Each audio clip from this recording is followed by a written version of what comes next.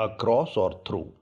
आइए आज हम स्थान संबंधित प्रेपोजिशंस में आगे कदम बढ़ाते हुए सीखते हैं अक्रॉस और थ्रू के विषय में, जिनका प्रयोग प्रेपोजिशन और एडवर्ब दोनों रूपों में होता है।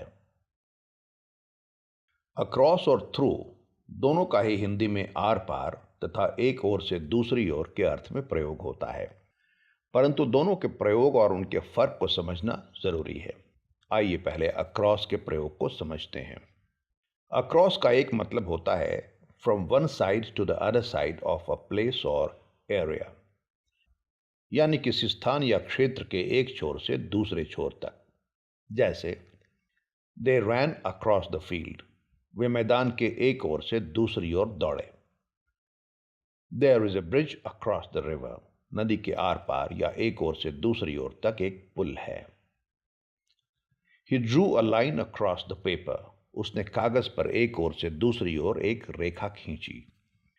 अक्रॉस का दूसरा प्रयोग on the other side of something, यानी किसी रेखा, नदी, सड़क आदि के दूसरी ओर के अर्थ में भी होता है।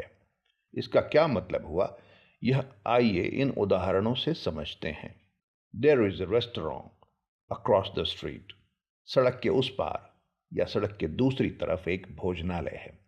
There is a castle across the river, नदी के उस पार एक किला है। अक्रॉस का एक तीसरा अर्थ होता है किसी स्थान या देश में सभी जगह। जैसे his relations can be found across the globe, उसके संबंधी सारी दुनिया में पाए जा सकते हैं।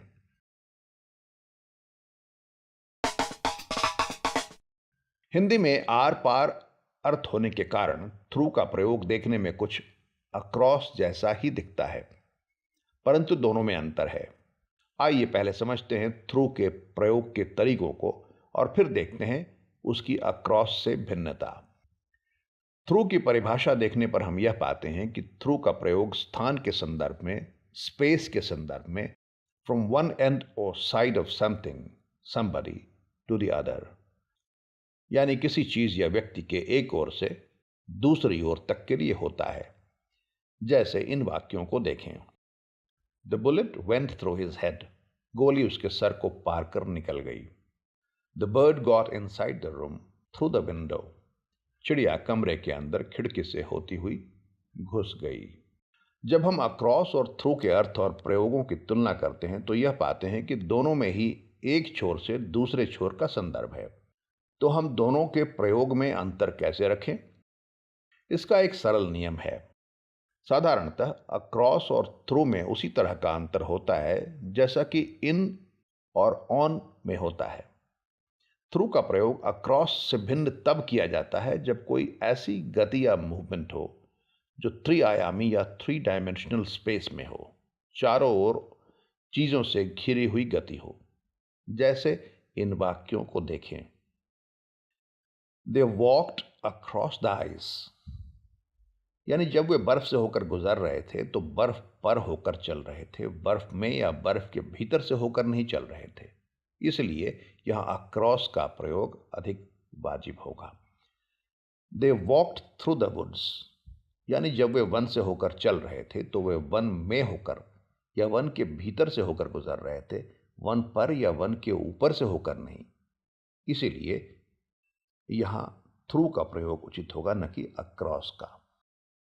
जब भी आपको अक्रॉस और थ्रू के प्रयोग को लेकर संदेह हो तो उसे ऑन और इन से जोड़कर या बदलकर वाक्य बनाने और समझने की कोशिश करें। आपको स्पष्ट हो जाएगा कि किसका प्रयोग उचित होगा। अक्रॉस का प्रयोग तब अधिक उचित होगा जब ऑन वाली स्थिति हो, और थ्रू का प्रयोग तब जब इन वाली स्थिति हो। जैसे the bullet went through his head वाले वाक्य में गोली सर पर से नहीं गई बल्कि सर में से या सर के भीतर से होते हुए निकली।